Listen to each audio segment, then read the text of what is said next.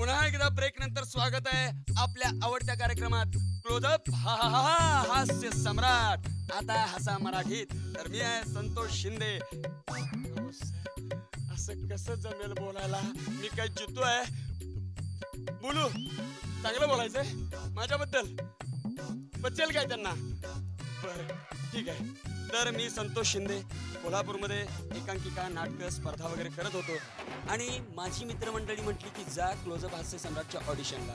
मी म्हटलं नाही जात, असं नाही होणार, मला नाही जमणार. गेलो, सिलेक्ट झालो, प्राथमिक फेरीपर्यंत गेलो. प्राथमिक फेरीमध्ये नारळ मिळाला, पुन्हा परत आलो. मी म्हटलं अरे जाऊ, मी जात नाही म्हणत होतो तरी पण तुम्ही पाठवलं. पुन्हा काही दिवस गेले. त्यानंतर प्रेक्षकांच्या मागणीनुसार पुन्हा एकदा मला कॉलबॅक एपिसोडमध्ये बोलवलं गेलं. त्यानंतर सेमीफायनलचा एपिसोड झाला. पुन्हा फायनल 10 मध्ये गेलो. असं लढत लढत आता 5 मध्ये आलो. या वाघ, सिंह, हत्ती, घोड्यांच्या बरोबर हा माझ्यासारखा उंदीर लढतोय, लढत राहतोय. बरं कधी कधी या माझ्यासारख्या उंदराचा कार्यक्रम आपल्यालाही आवडतो, कधी कधी नव्हे अनेक वेळा आपण पसंत केलेला आहे. आणि त्याच उंदराला स्वतःचा पण एक कार्यक्रम आवडतो, तो म्हणजे 2020 मॅचेस. त्यामध्ये केलेली नायगावकर सरांची नक्कल. संतोष शिंदे, तुमचे जे काही विचार असतील, जो काही मुद्दा असेल तो न्यायाधीश साहेबांसमोर मांडा. 2020चा वर्ल्ड कप भारतानं जिंकला. भारतीय संघ भारतामध्ये दाखल झाला आणि त्यांचं मोठ्या दिमाखात स्वागत झालं. परंतु काही बातम्या झळकल्या की इथल्या राज्यकर्त्यांनी त्यांना मागं बसून त्यांचा अपमान केला आणि या हास्य कोर्टामध्ये त्यांच्यावर आरोप दाखल करण्यात आला की स्वतःचा चेहरा दिसण्यासाठी क्रिकेटर्सना मागे बसवलं गेलं आणि विजेत्यांचा अवमान केला, अपमान केला. आणि यावेळी इथं आरोपींची बाजू मांडण्यासाठी म्हणून कोणीतरी पाठवलं पाहिजे, पण नेत्यांना एकतर वेळ नव्हता किंवा त्यांना जायचं धाडस नव्हतं. मग अशा वेळी कुणाला पाठवायचं असा प्रश्न त्यांच्यासमोर पडला आणि यावेळी त्यांना एक नाव सुचलं आणि त्या व्यक्तीला त्यांनी पाठवलं. पॉवर ऑफ अटर्नी किंवा वटमुक्त्यार त्यांना दिलं आणि त्यांना पाठवलं. तो एक गोड कवी मनाचा माणूस होता आणि तो दाखल झाला त्या हास्य कोर्टामध्ये. बेलीपनं आरोळी ठोकली, कवी अशोक नायगावकर.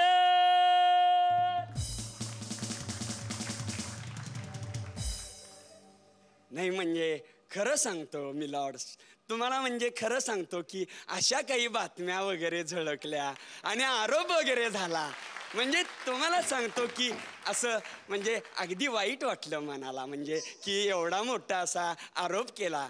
म्हणजे तसे नाही, तो मला इतकं वाईट वाटलं म्हणजे नेत्यांना किती वाईट वाटलं असेल. हळव्या मनाचे नेते आहेत महाराष्ट्राचे, तुम्हाला सांगतो. असं सगळं वेड्यासारखं वगैरे.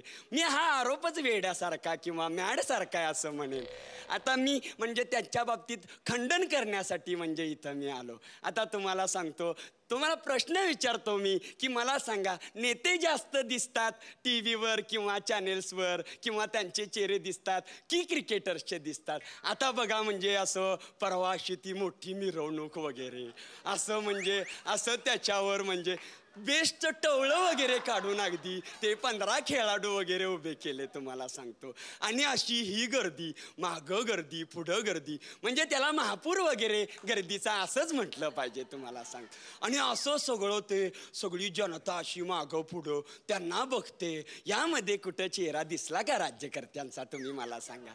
आणि त्यांचा चेहरा काय म्हणजे गुडघ्यापासून वर असे नाचताना वगैरे ते दिसत होते. खरं की नाही सांगा? आता म्हणजे हे सगळं झालं पण टी व्हीवर म्हणजे 5-5, 6-6 तास मॅच असते तुम्हाला सांगतो. असं म्हणजे मॅचमध्ये पुन्हा असं 6 मारली की 3-3 वेळा वगैरे ह्या अँगलनं एकदा रिप्ले, ह्या अँगलनं वगैरे एकदा रिप्ले वगैरे असं सगळं असतं तुम्हाला सांगतो. अगदी दांडी जरी उडाली तरी म्हणजे 3-3 वेळा रिप्ले. म्हणजे चेहरा किती वेळा दिसतो मला सांगा?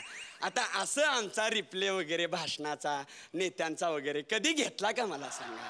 अगदी म्हणजे कधीतरी असं म्हणजे आम्ही निवडून वगैरे आलो की तोंडाला गुलाल वगैरे लावलेला असतो तुम्हाला सांगतो. आणि तिथं तेवढा असा पटकन 2 मिनिटाचा बाईट असा घ्यायचा. मग आम्ही 1200 वाक्य बोललो तर 4च वाक्य दाखवली जातात, ती पण अशी म्हणजे असा सगळा भाग तुम्हाला सांगतो. आणि म्हणजे चेहरा दिसायचं म्हणाल तर गुलालानं माखलेला वगैरे तो पण क्लिअर दिसत नाही. आणि कधीतरी निवडणूक हारली आणि पडलेलो असलो तर यांची म्हणजे गडबडच आमचा पडलेला चेहरा दाखवायची वगैरे.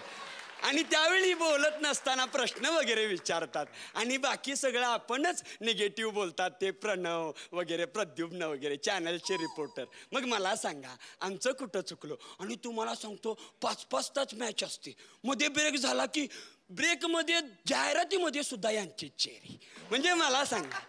आणि तिथं म्हणजे तुम्हाला सांगतो आमच्या नेत्यांच्या आता आमच्याकडं पण एखादा दातदुखीच्या टॅबलेटवरची किंवा डोकंदुखीच्या टॅबलेटवरचं मॉडेल एखादं शोभण्यासारखं आहे की नाही आमच्या नेत्यांमध्ये? तुम्ही सांगा. म्हणजे एखादं च्यवनप्राश वगैरे असं शोभण्यासारखं पोट सुटलेले पण नेते आहेत की नाही? म्हणजे अन्याय आहे की नाही आमच्यावर? तुम्हाला सांगतो आता म्हणजे असं छान असं म्हणजे इतके म्हणजे आरोप आमच्यावर होतात. आमच्याकडे निगेटिव्ह दृष्टिकोनातूनच बघितलं जातं. तुम्हाला सांगतो वेड्यासारखं असं म्हणजे आता तुम्हाला सांगतो आमची 1.5 लाखानं वगैरे मताधिक्यानं आम्ही निवडून येतो खरं म्हणजे. पण असं म्हणजे यांनी 5-5 रनांनी मॅच जिंकली तरी काय दिवसभर टी व्हीवर चर्चासत्र वगैरे वगैरे असं कधी असतं का सांगा? आणि चर्चासत्रामध्ये ते कपिल काय, संदीप पाटील काय, सिद्धू काय, मध्ये एक मुलगी सुद्धा असते असं म्हणजे ती काय ती नावाशी प्रामाणिक आहे पूर्णपणे. म्हणजे मंदिरा नाव तिचं. म्हणजे मंदिराचं कसं असं म्हणजे दरवाजे दर्शनासाठी खुले असतात काय म्हणून असं म्हणजे मला म्हणायचं. म्हणून ते म्हणजे मला सांगा आता आम्ही दिसतो की ते दिसतात? हां माझी मुलगी मला म्हणे बाबा ते 2020च्या मॅचमध्ये तेच चेहरे बघून थोडा कंटाळा आला. पण तिथं त्या कार्यक्रमाला असे 50-50तले म्हणजे 50शीतले वगैरे चेहरे दिसले. बरं वाटलं, वेगळं वाटलं, ज्येष्ठांना आदर दिल्यासारखा वाटला. आता मला सांगा अशी ही गर्दी म्हणजे वानखेडे स्टेडियम आता एवढी गर्दी जमली इथं थोडीशी इच्छा होणार की नाही की आपला चेहरा दिसावा, भाषण करावं असं होणार की नाही? आणि आपणहून आलेली गर्दी आमच्या भाषणाला गर्दी असते पण आपणहून आलेल्या गर्दीचं सौख्य थोडं वेगळंच नाही का? म्हणून म्हणजे अगदी असं मला म्हणायचं होतं. शेवटी जाताना मी एवढंच सांगेन तुम्हाला की म्हणजे क्रिकेट आणि राजकारण दोन्ही असतं सेम. इकडं बेटिंग आणि तिकडं घोटाळे दोन्ही फेम. त्यांनी केला तर खेळ आणि आम्ही केला तर गेम. म्हणजे तुम्हीच आता न्याय द्या आम्हाला. मी हास्य सम्राट व्हायचो पण या लोकांनी मला एक अवघड प्रश्न विचारला. तू हास्य सम्राट नसशील तर कोण असेल? अवघड वगैरे काही प्रश्न नाहीये कारण मी सोडून बाकीचे 4 जण प्रत्येक जण अत्यंत चांगला परफॉर्मन्स करतो. माझ्यापेक्षा सिनियर आहे. प्रत्येकाबद्दल मला आदर आहे. पण त्यातल्या त्यात तो बाल्या मला फार आवडतो. त्याचं कारण असं की आमच्या कोल्हापूरला हे आगरी भाषा नावाचं प्रकरण मुळात काय ते माहित नव्हतं. त्याची ओळख करून दिली या बाल्या. बाल्या आलं काय रे संतोष? हा जाम तारीफ करतो तू माझी लोकांसमोर. अरे तारीफ करण्यासारखं काम केले तुम्ही. आणि त्या दिवशीचा परफॉर्मन्स आठवतो का तुम्हाला? कारण प्रत्येकाचे परफॉर्मन्स असे वीक झालेले होते, 19-20 झालेले होते. पण त्यामध्ये तुम्ही जी काही शेवटी येऊन तलवार फिरवलेली आठवलं का? कुठला आगरी शोले. अच्छा तो डिस्क्या डिस्क्या डिस्क्या किती माणसं होती रे? बोल ना किती माणसं होती? शेट मला काय माहित नाही. अरे 2 होती ना? चल 2च असतील. ती 2 न तुम्ही 3 तरी हात हलवी त्याला काय वाटलं रे? हात हली तल्यावर गब्बर खुश होईल. खावाला तांदळाच्या भाकऱ्या देईल, पिवाला जांभळाची दारू देईल, मटणाचं डबकं देईल. रांदेच्या गब्बरच्या नावाची वाट लावून आले तुम्ही. सांबा ए सांबा हे जाला खपला का रे? सांबा अरे काहीतरी रिस्पॉन्स दे म्हणा. जाला माझी काहीच इज्जत नाही. सांबा हो पोलिसांनी मला पकडण्यासाठी किती दिरके लावले आहेत रे? बक्षीस काय ठेवला माझ्यावर? शेठ तुमच्यावर एक बी दिरकी नाही. तुमच्यावर काही बक्षीस नाही. फुकट तुम्ही तुमची पब्लिक सिटी करता ना आमची सिटी वाजवता. फुकट तुम्ही तुमचे पोस्टर जाऊन चिटकवता आणि बोंबाबोंब करता. किती ना मग किती ना. अरे कणाला माझ्या माणसासमोर माझी इज्जत घालवते. काहीतरी बोल, काहीतरी ठोक. चल 1.25 इनाम आहे तुमच्यावर. कुठला अख्खी 1.25 रुपयाची नोट बोल ना, ती कशासाठी बोला ना, कशासाठी? जेव्हा राजचे पोरलर तर आईस का बोलत, हे बाला बाला गप झोप गब्बराला तर तुला काही नाही, तू गप झोपशील ना तो माझी वाट लावील. नाही, हे 3 जणांनी गब्बरची नावाची वाट लावली. याचा दंड मिळल, 100% मिळल, 100% मिळल. शेठ जरा माणसं बघून थुका, सगळी थुकी कपडे उरते. जाऊ दे, चल. कुठे रे, कुठे माझी AK-47? आला करगोटे नारकली वाटत. आईशीला सांगलं होता करगोट्या बांधू नको, जवानीन कवरे टाईट होत. जाऊ दे काल्या, कार बंदूक. काल्या, तुझे या बंदुकीन किती गोल्या आहेत रे? शेठ, मला आई शपथ काय माहित नाही. अरे 6 गोल्याची बंदूक आहे ना, तुझी बंदूक आहे ना, मग बोल ना 6 गोल्या आहेत. 6 गोल्या आहेत. गोल्या 6, माणसा 3.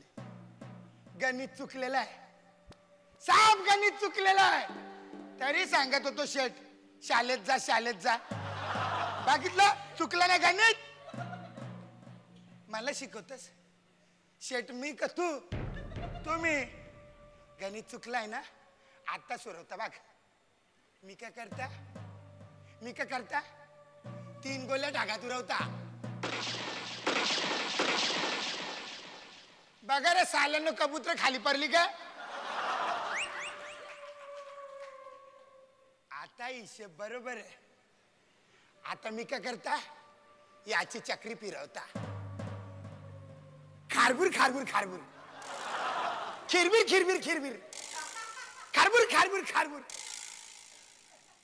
आता कंचे भोकन कंची गोली मला काही नाही माहित. आई शपथ, मला काही नाही माहित. तुझा केवळ रे काल्या. शेठ, मीनी तुमचा मीठ खाल्ला ना, तुम्ही माझा मीठ खाल्ला. थांब, तुझे छातीत लात मारत, मागून सगळा मसाला बाहेर काढता. वाचलाय तुझा केवळ रे धावल्या.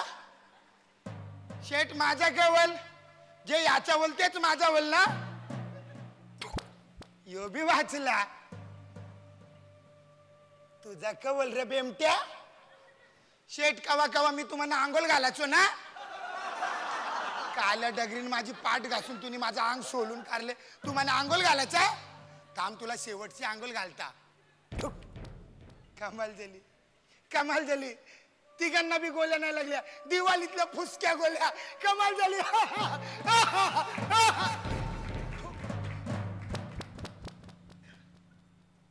ज्याला गोल्या नाही करे काल्या, तुझ्या बंदुकीन गोल्या नाही कशा लागणार शेठ? मी त्या 3च भरल्या होत्या. थँक्यू. किती गोड प्रकारे हसता हो तुम्ही. हा ही काकू, वा काय हसणं आहे तुमचं.